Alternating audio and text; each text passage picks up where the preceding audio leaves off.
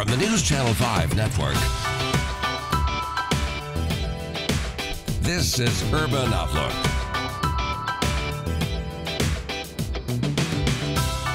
Hello and welcome to Urban Outlook. I'm April Eaton. Thank you so much for being with us today. There is legislation being batted around in state houses across the country on what can and can't be taught in classrooms when it comes to race. According to an Education Week analysis, at least 15 states have legislation banning something called critical race theory and limiting how teachers talk about race. On one side, let's call it the conservative side, there are claims that critical race theory inflames divisions on the basis of race and sex and ethnicity and religion.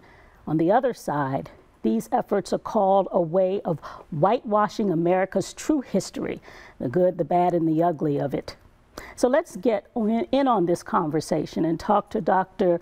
Chezare Warren, who is a Vanderbilt faculty member, Peabody College Associate Professor of Equity, Inclusion, and Education Policy. He has taught the critical race theory class both at Vanderbilt and Michigan State University. Welcome to the show, Dr. Warren. Thank you. Thank you for having me. As I said, there's many states that are having this conversation about critical race theory. Even the state of Tennessee, in fact, Governor passed a bill into law that says that we are going to ban this critical race theory in classrooms, not teaching these courses in our classrooms in the state of Tennessee. Give us a definition of what critical race theory is. So thank you for the question, and thank you again for having me. So critical race theory is a set of perspectives, intellectual perspectives, philosophical assumptions about race, about racism, about the United States, that helps us to understand and make sense of the ways that race and racism has shaped disparity as it relates to various forms of social inequity and outcomes. So critical race theory, it uses the language of theory, and theories help to explain social phenomena, gives us a language for understanding our social world in ways that we would not understand it without said theory. And what critical race theory is doing is really helping us to understand the ways that race confers power and advantage to certain people, and at the same time confers disadvantage to other people, specifically accorded to this sort of arbitrary social and politically constructed category of race that we know does not have a biological base, but that when meanings get assigned to it, that it does have material consequences for people of different races. So when you think about some of the courses that are taught right now in schools, just basic civic courses, history courses, those kinds of things, what do those courses look like without conversations around race? I mean, those courses look like what my students would say, a history and a curriculum that has been whitewashed. And it's interesting that without me ever using that language, that my students, in starting to invite them into a conversation about the country that is a more complete understanding of who we are and where we've come and how we've gotten to where we are today, they use the language of whitewashing, I think in part because they've come to recognize that by omitting histories of genocide and omitting histories of indigenous erasure and Black subordination, that we are incomplete in our understanding of the type of country that we live in. And so what I will also say is that I was a middle school and high school math teacher and an instructional coach in Chicago public schools. I've been working in and around schools for going on 2 decades. And what I know is that folks are not necessarily teaching critical race theory. If anything, what I think the right is responding to is an unsettling of the social order, which is we understand the country and public schooling in this country to have a particular function, which is to sort of help folks to understand their place in the world. And what folks are starting to resist and push back against is this sort of feeling that we are not the same country we once were, and that our ideals as a country do not quite meet the standard of our reality. And as you start to expose a history that tended to water down, erase, peripheralize particular stories and moments. And I think about this as it relates to the Tulsa Massacre, and that for many of us, we're just now, maybe in the last 5 years, learning more about all of the ways that prosperous Black communities have been desecrated and Black folks have been terrorized, and how when those histories get muted and erased, that we tend to just have an incomplete understanding of the world. And so once we do come into consciousness, it starts this whole process of sort of unraveling and unsettling us in ways that threaten those who have historically retained power. It's interesting because you talk about the Tulsa Massacre, and I wonder, in a classroom without the ability to talk about race and the impact of race, what does that event really look like? What are teachers describing, or does it even come up in conversation at all?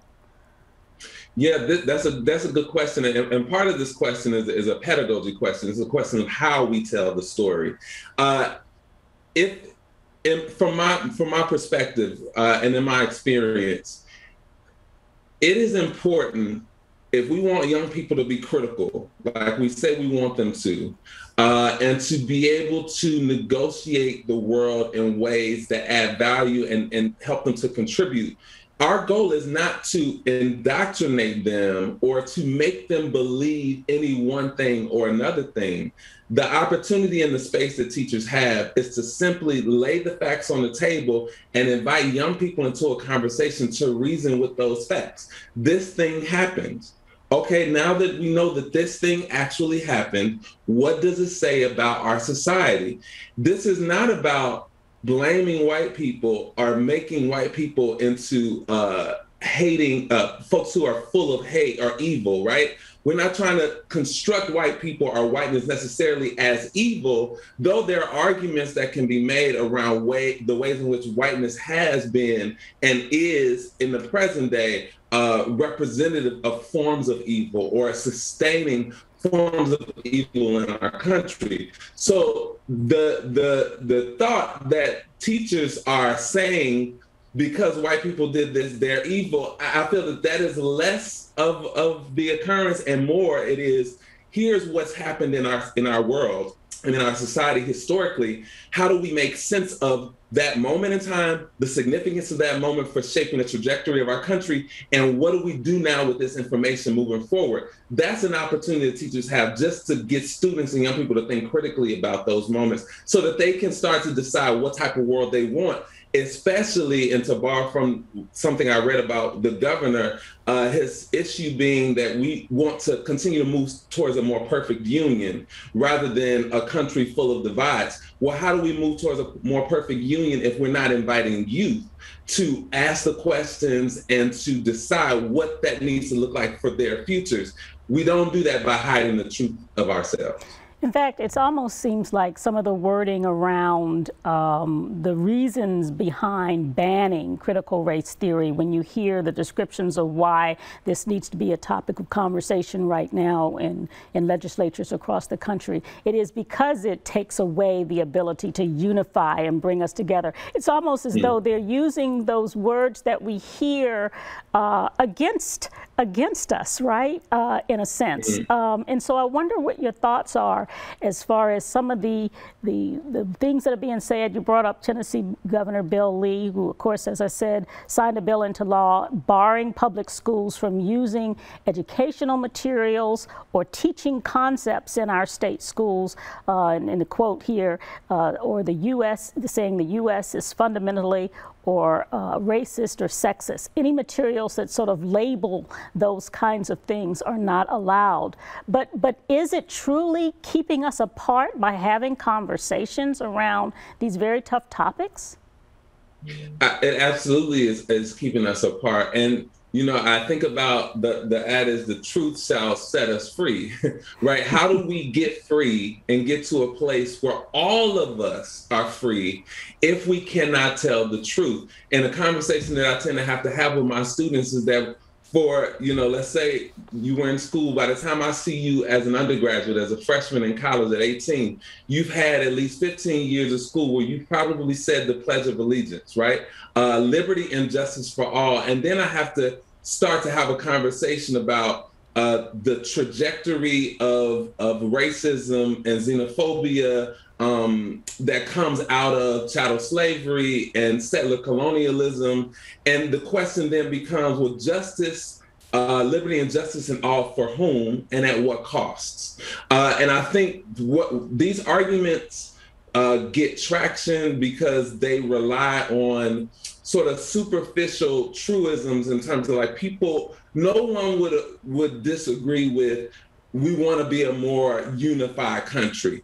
The disagreement comes in the pathway towards that sort of unification. And if the unification of the country and the freedom of the country relies on my exploitation as a person, then we're not really free. And so the version of freedom that you want and the America that you want to make great again is a version of America where Black people were 3/5 of a human and that indigenous people didn't exist at all. And so that's where we have some conflict. And again, I think what's curious in a post-Obama world is that we've had a moment in time where we did feel like we were post-racial as a country. We had overcome so many of the country's problems with race and racism. But Carol Anderson talks about it in her book, White Rage. With every epoch of progress for Black people and progress in this country, there's also, in response, levels of white rage and backlash. And we have just seen this over and over again, that folks respond viscerally to a feeling of their power being taken and stripped away. One other example of that is Charlottesville. The thing that they said were, whose streets are streets, blood and soil. These are sort of dog whistles to Nazism, and as a way for them to say, America belongs to white people. And anything that would suggest that it doesn't is a problem, and it contradicts the reality of this country and its history, rather than actually getting to a place where we're living up to the ideals of our democracy. Dr. Warren, let's take a quick commercial break, and when we come back, I want to talk more about this topic, of course, and also some of the work that you're doing, making sure that we understand how education should work for our Black children. We'll be right back after this. Stay with us.